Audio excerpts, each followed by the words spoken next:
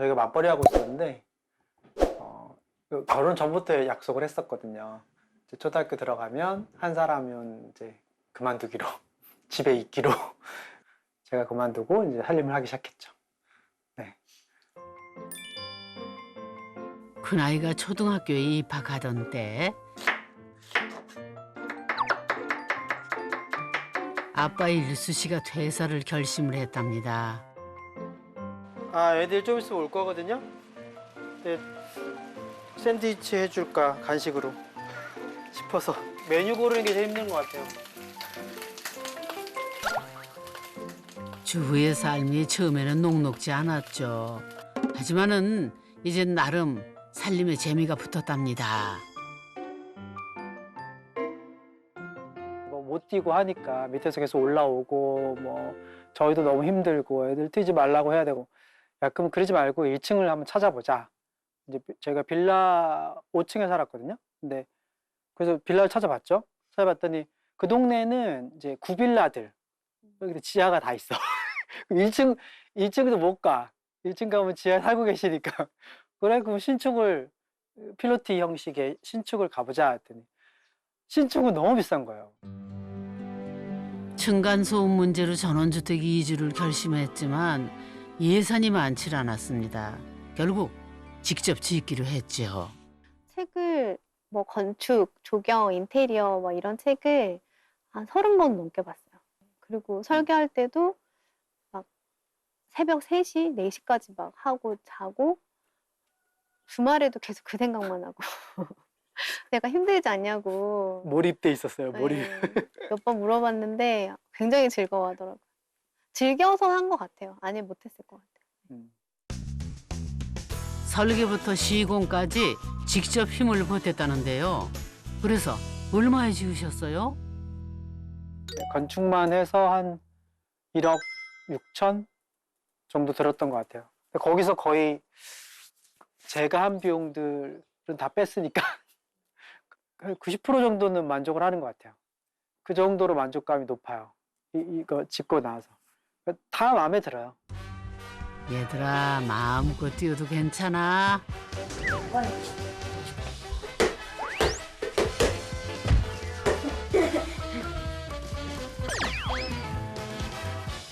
한창 활동할 성장기 아들들은 신이 났죠.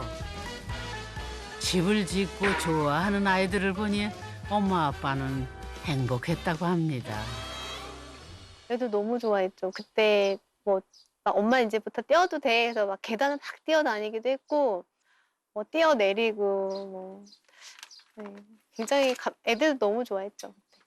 네, 그때 아이들 보고 아 진짜 오길 잘했다 그 생각 그때 처음 들었던 것 같고 저희 큰애가 이제 아빠한테 편지 썼는데 아빠 멋진 집 지어줘서 너무 고마워라는 말을 썼더라고요. 그래서 그때도 아 진짜 잘 왔다 그런 생각했었어요. 최고의 선물이네요. 태촌면 정지리는 오랫동안 토마토를 재배해온 마을인데요. 아, 동네 좋다. 아, 동네가 되게 집들도 많고. 네. 보통 이렇게 오래된 동네는 네. 살기 좋으니까 사람들이 옛날부터 산 거잖아요. 그렇죠. 살기가 네. 좋은. 좁고 구불구불한 옛 모습을 그대로 간직하고 있는 마을 풍경이 정겹습니다. 여기가 좀 새집 같은데요? 네. 요 집인 것 같은데. 요 동네에서 제일 새 집인 것 같은데. 근데 축대를 이렇게 높이 쌌네요, 보니까. 굉장히 높다. 켜켜이 쌓아올린 축대. 낮은 지형을 극복하기 위해 건축주가 직접 쌓아 올렸다는데요. 오, 집이 둥실 떠 있네. 그러네. 동네 끝에, 그죠? 그렇죠. 끝집이니까 아마도. 예. 아, 공중에 떠서 마을 전체를 내려다볼 수 있겠네요. 집이 이렇게 두 채로 나뉘어 있네요. 끝으로 돼 있네요. 여기가 들어가는 입구가 되게 멋있게 해놨다. 와, 그렇죠. 되게 캐노피가 쫙 이렇게 있네요. 네. 그죠? 한번 배를 한번 좀 눌러볼까요? 네, 주인을 좀 한번. 아, 계시겠죠? 네. 야. 아이고, 안녕하세요. 아이고.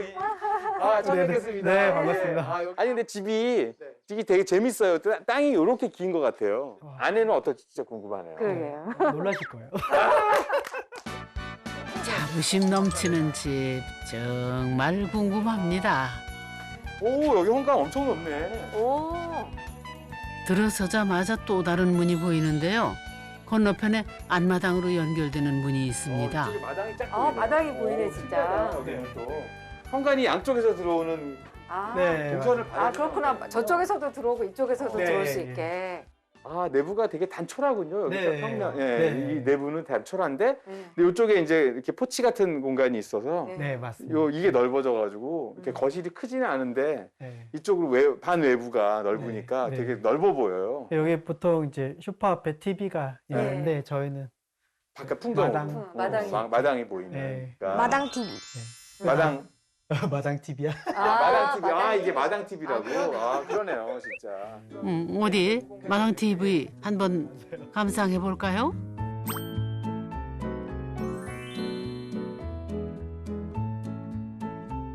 그다음에 이제 여기 데크에 지붕도 이게 천창이 있네요. 네. 그래가지고 훨씬 환해요. 네. 이렇게 썬루프가 있는 차처럼. 네. 그래서 간접빛이 좀 네, 간접빛이 들어올 수 있게. 들어오니까. 처음부터 예산을 고려해 집의 규모를 정했는데요. 1층, 2층 각각 15평. 네 식구가 살기에는 충분하다는 생각에 실내 공간은 아담하게 설계를 했답니다. 오, 여기도 또 두 군데로 이렇게 또- 여기 이렇게 나뉘었구나. 공간들이 서로 물려 있어요. 물려 있어요. 그러니까 이 식당하고 이 주방이 약간 경계는 있지만 이렇게 보니까 확장이 되고 실제보다 그래서 넓어 보이고. 1층에는 거실하고 주방, 다이닝 룸으로 구성되어 있는데요. 다이닝 룸이 큰 창을 통해 보이는 넓은 마당과 잔디가 조화롭습니다. 여기 다이닝 스페이스는 저런 식으로 벽돌로 마감을 해가지고 조금 다른 네. 공간이 네. 다른 공간 같은 느낌이 네. 나게. 식탁도 예사롭지 않은데요? 음. 이거는 거칠게 만든. 선생님 만드신 거예요? 네. 아, 만드신 오. 거예요? 네. 이게 무슨 나무예요? 이거 느티나무요. 네. 느티나무구나. 네. 거실을 지나 2층으로 올라가는 길목에는 이렇게 참을 두었는데요. 자칫 버려질 수 있는 공간을 활용한 아이디어가 돋보입니다. 가다가 쉬어가겠어요. 그러니까. 여기도 이렇게 창이 있어가지고 동네가 또 보이는 창이. 여기 높구나. 그리고 여기가 공간이 또 여러 개로 나뉘어 있네. 아, 그러네. 계단으로 오밀조밀 연결되어 있는 1층과 2층. 그리고 또 하나의 참으로 연결된 다락방까지. 작은 공간이지만 쓸모가 넘치는데요. 사실 이 공간도 계단 참이지만 또 하나의 방처럼. 네, 맞아요. 그러니까 이제 이런 공간들이 좋은 게 여기에 누가 있으면 나랑 눈을 마주칠 수가 있잖아요. 우리는 항상 애들 이렇게 내려다 보잖아요. 그쵸. 애들 항상 이렇게 올려다 보는데 이 공간에서 보면은 오히려 아이들이 어른을 그쵸. 내려다 볼 수도 네. 있고 그런 걸 통해 그러니까 시선이 그 높낮이가 달라지면 네. 더 창의성이 좋아진다고. 저는 그냥 여기 계단을 올라가게끔 네. 다락을 써야 되니까 네. 올라가게끔 했는데 네. 그러다 보니까 여기 공간이 다 죽는 거예요. 그쵸. 그래서 여기를 살려야겠다. 네. 2층에서 다락으로 연결되는 참은 미니 서재로 활용을 하는데요. 따뜻한 햇살을 받으며 책을 읽기에 안성맞춤인 공간입니다. 작지만 깔끔한 부부의 침실. 집에 대한 부부의 생각이 엿보이는 방이지요. 여기는 아빠가 가장 심혈을 기울인 아이들의 방이라는데요. 책상 위에 비밀 공간이 또 있는데요. 여기 사다리 타고 네. 올라갈 수 있게. 어릴 때 그런 게 꿈이잖아요. 사람들의 그쵸. 꿈의 공간이 네. 있는 다락방에 앉아서 이렇게 짱 박혀서 네. 만화를 몰래 보는. 방해받지 않고. 네. 네, 방해받지 맞아요. 않고. 딱 그 공간. 그러면 다락이 저쪽에도 아까 보니까 다락 올라가던데 네. 여기도 다락이 있고 다락이 두 개가 있네요. 그렇죠. 다락이 네. 두 개인데 네. 그 다락 두 개가 연결돼 있어요. 이렇게 연결돼 있고. 네. 네. 그것도 괜찮다. 그럼 동선이 집이 계속 맴돌 수 돌아요. 있는, 네. 예, 계속 맴돌 수 있는. 멈췄다 다시 문으로 네. 나오는 게 아니라 아. 두두두두두두. 아이들이 네. 원했어요. 그렇게 해달라고 건축할 때.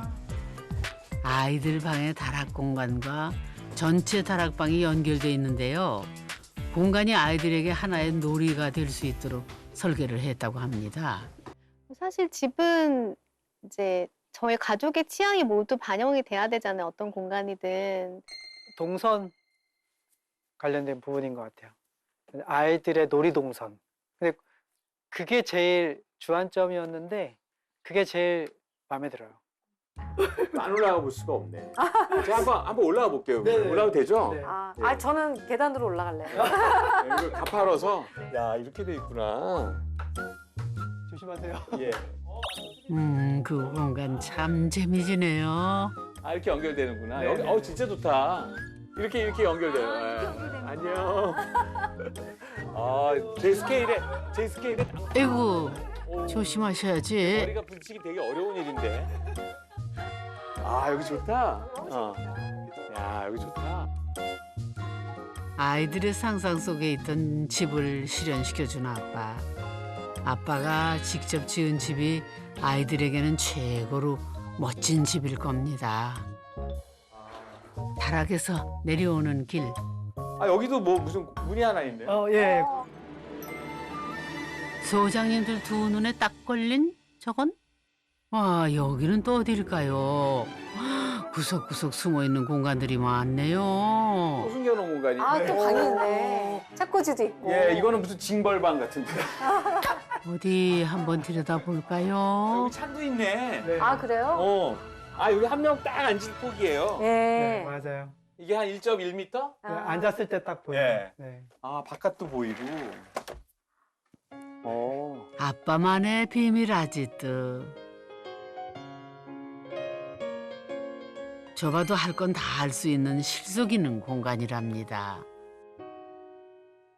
옛날에 이제 수도원에 있는 네. 그런 조그만 이렇게 기도하는 방들 있잖아요. 이게 약간 그런 느낌인데, 네. 여기는. 안방 드레스룸 위쪽 안 쓰는 공간을 활용한 깨알 같은 센스. 이 집 정말 공간 부자네요. 어쨌든 이제 한정된 예산 안에서 저희가 이제 30평이라는 공간을 계획을 했고 거기 안에서 이제 사실 굉장히 활용을 잘 해야겠다라는 생각을 했던 것 같고요. 실제로 저희 1, 2층에서 정말 이렇게 약간 안 쓰는 공간은 하나도 없는 것 같아요. 정말 잘 활용을 하고 있는 것 같고. 또 돌이 걸렸다. 아빠의 열정이 녹아들고 아빠의 수고와 손길이 곳곳에 닿은 집. 마당 있는 집은 가족에게 새로운 삶을 꿈꾸게 해주었죠.